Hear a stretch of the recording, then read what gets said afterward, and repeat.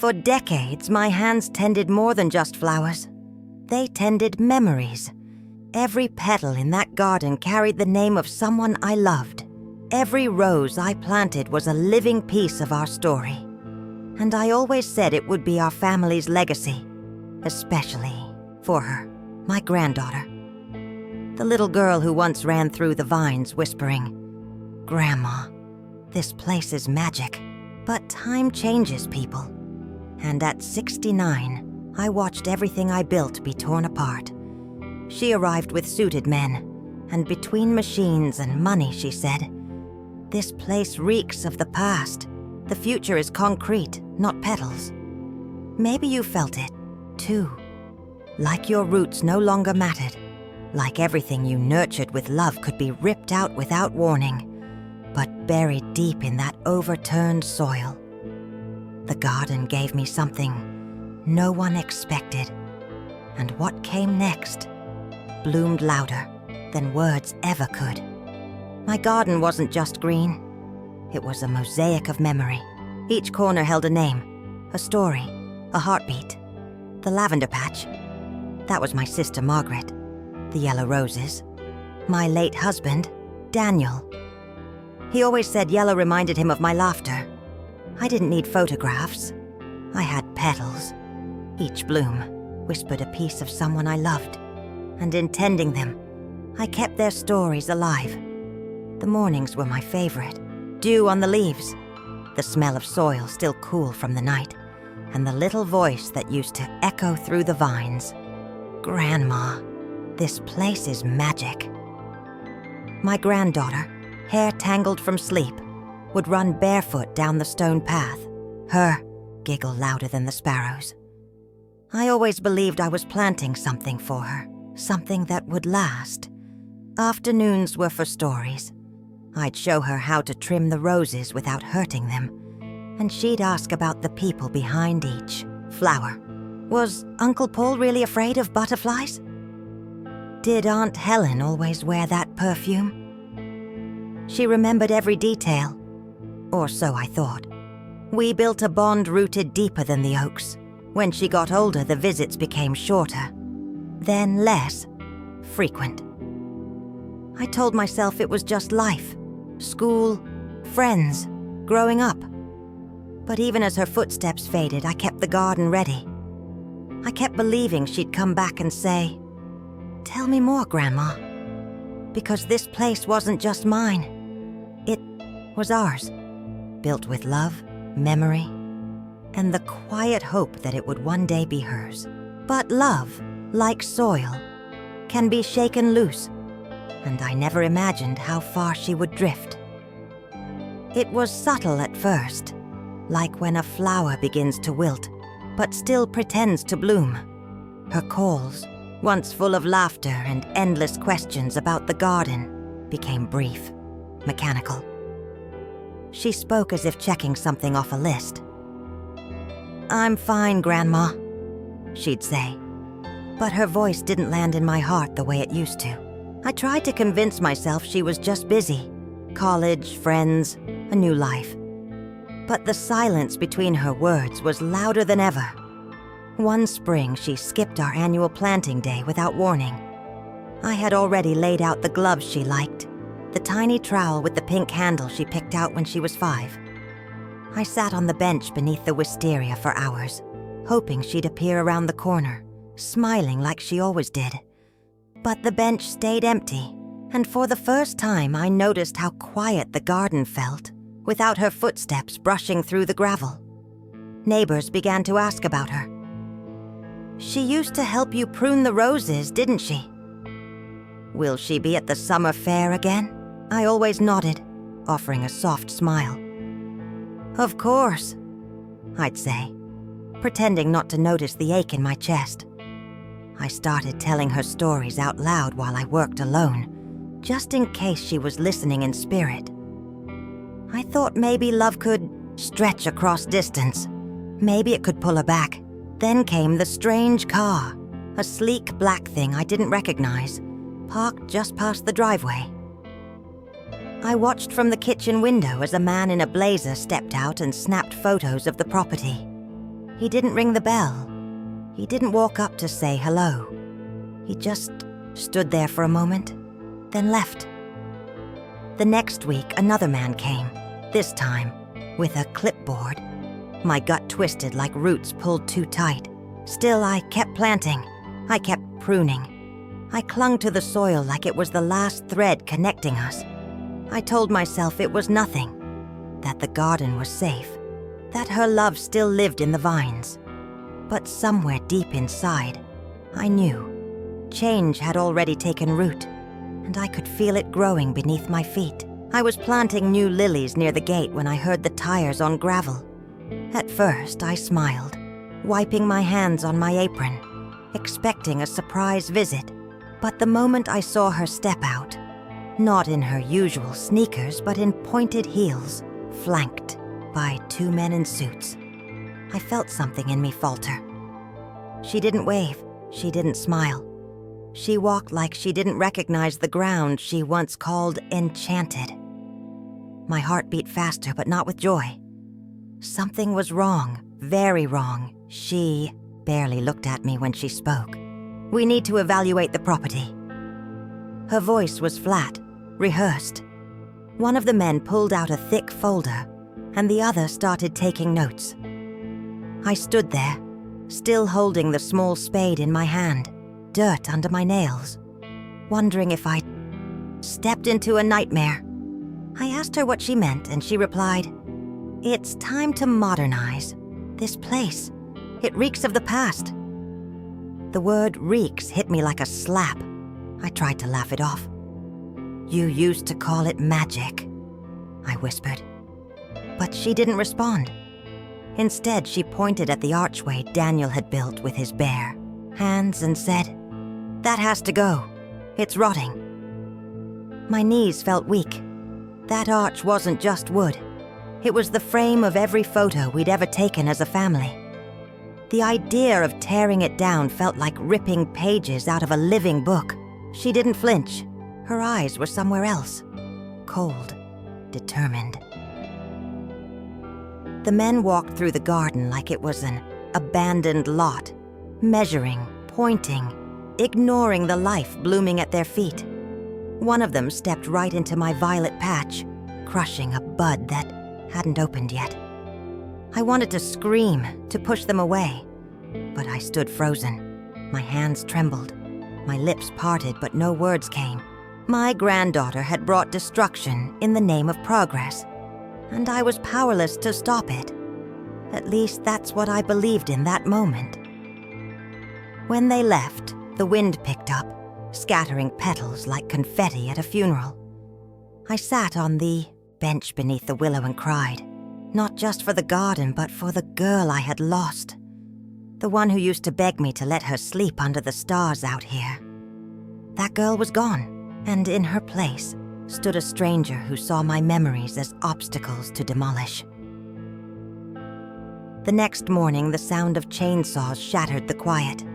I didn't think they'd come so quickly. I stepped outside in my robe, still tying the sash, and saw them, men with machines, laughter in their mouths, no reverence in their steps. They moved through the garden like it was a weed to be cleared. I tried to speak, to reason, but they had contracts. They had authorization. And just like that, the jasmine trellis came crashing down. I clutched my chest, as if the collapse had struck me directly. I watched my memories fall, one by one. The pink peonies I planted when she was born, gone. The climbing roses from our 20th anniversary, cut clean. I thought about running to stop them, shielding the flowers with my own body. But I couldn't move. Grief is heavy like that. It roots you, paralyzes you. So I stood there, a ghost in my own sanctuary, while strangers uprooted decades of love. My hands trembled, fingers twitching toward nothing. When the machines finally left, what remained was unrecognizable. The soft hum of bees was gone, the sweet perfume of spring erased.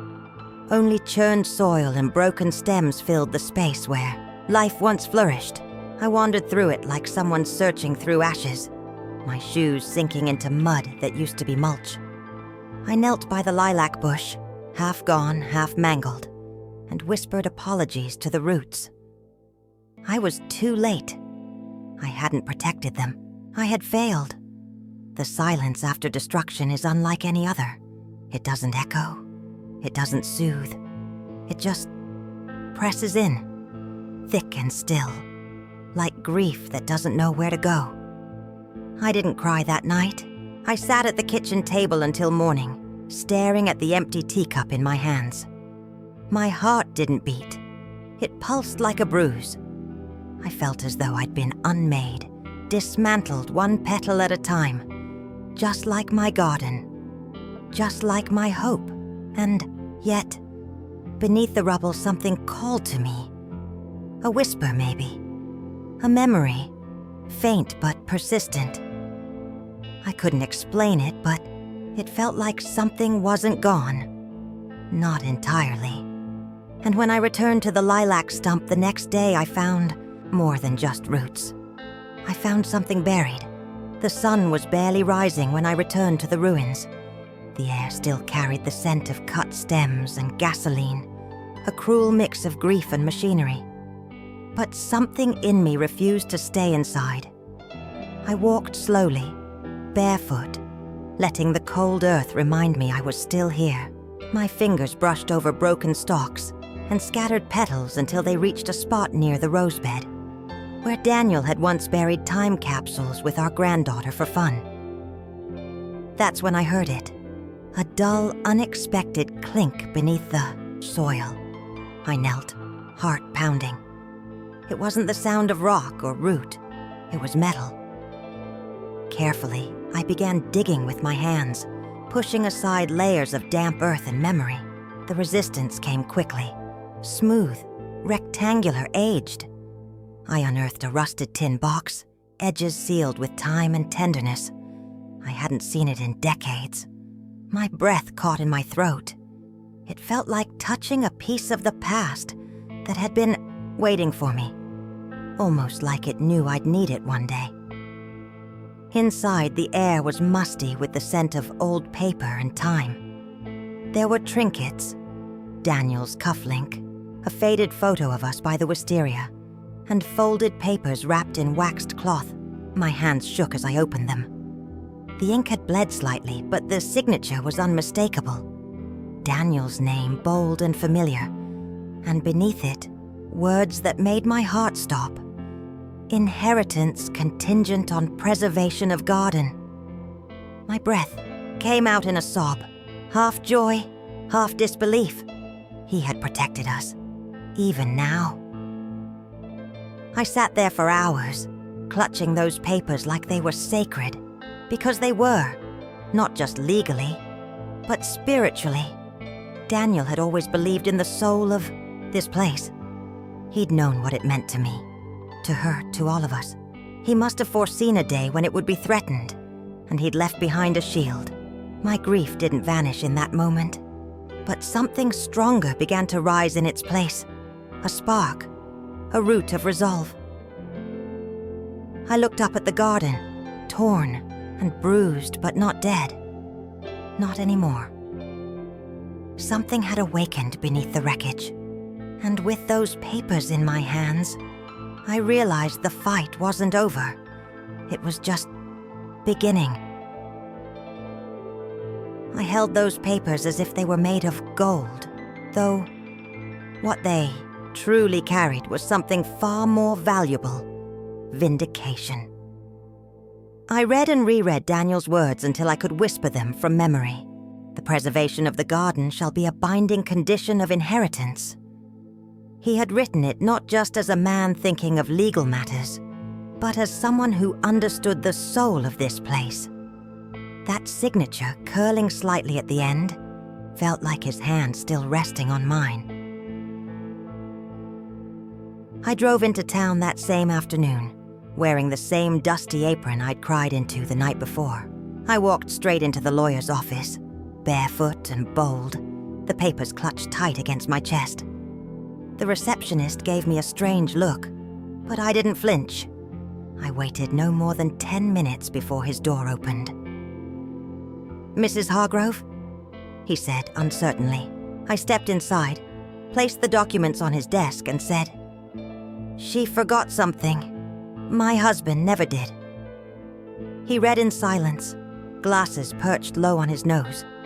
With every page turned, I watched his face shift. Confusion, recognition, then something close to respect. When he looked up, he didn't say much, just a slow nod.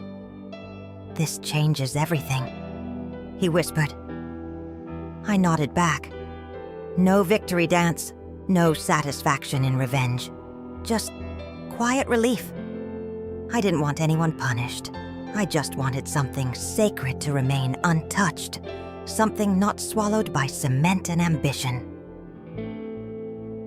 The legal wheels began turning that day. Papers filed, calls made, titles re-examined. There were no fireworks, no headlines, just the still, steady beat of justice finding its way through the cracks. I returned home that evening with dirt still under my nails and a new kind of peace in my chest. The garden was still broken, yes, but now it was mine again. Not because I fought with fists, but because love had been written into the very foundation. I stood at the edge of the rose bed and whispered, "Thank you, Daniel." The wind stirred softly, brushing my cheek like a kiss. And as dusk fell, I knew the next morning would not begin with grief, but with purpose. She arrived 2 days later, sharp as ever, heels clicking like punctuation marks against the stone. I watched her from the porch, the documents already on the table beside me.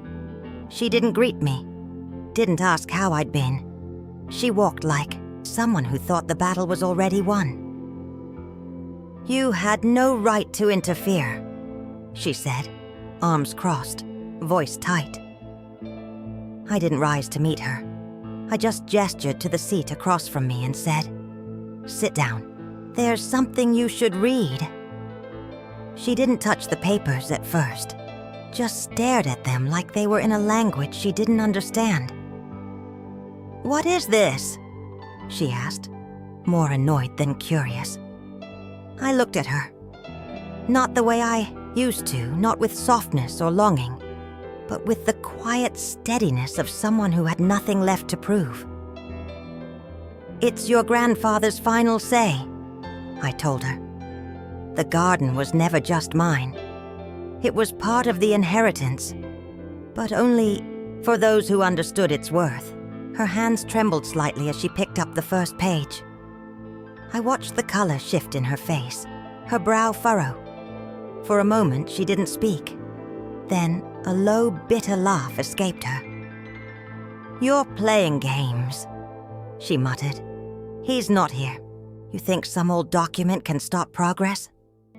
I leaned forward then, not angry, just calm. "No, dear. I don't think. I know." I tapped the final signature. "Daniel's love for this place is now the law, and you forgot he always planned ahead." She stood abruptly, knocking over the chair. I didn't flinch. "You're ruining everything," she hissed. "Do you even know how much this land is worth?" I stood too, slower, with weight, but no weakness. "I know exactly how much it's worth, because I helped build it with my own 2 hands. I buried love in this soil, and you tried to sell it like scrap." Her face faltered, just a flicker, but I saw it, the crack in her armor. She didn't apologize, didn't cry. She just walked away, heels softer now, shoulders tighter. I didn't call after her. I turned back to the garden, breathing in the scent of new lilacs beginning to bloom again. And for the first time in weeks, I felt the ground beneath me whisper, not of loss, but of something returning. It didn't happen overnight. The soil was tired, the roots wounded, and some of the damage would never fully heal. But gardens, like people, don't need to be perfect to be beautiful again.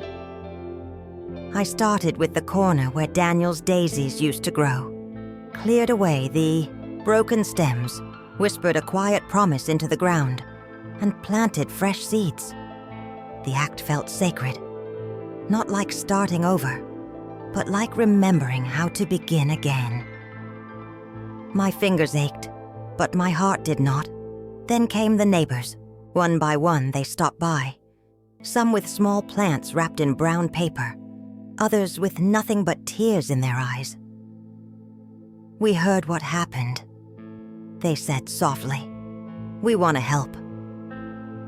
I didn't ask for it. I never had. But they came, anyway, kneeling in the dirt beside me, pulling weeds, laying mulch, telling stories. One woman brought a cutting from her late mother's rosebush. Another helped repaint the wooden bench under the willow. Little by little, life came back. Even the birds returned, as if called by the scent of memory. I'd wake to the sound of their songs, mingling with the breeze and the faint rustle of petals. One morning, I found a small note tucked under the gate. No name, just 5 words. "Thank you for fighting back." I held it to my chest, eyes burning with unshed tears. The garden was no longer just a place of loss. It had become a testament, a quiet rebellion, a living story written in roots. Planted a new arch where the old one once stood, not to replace it, but to honor what it had meant.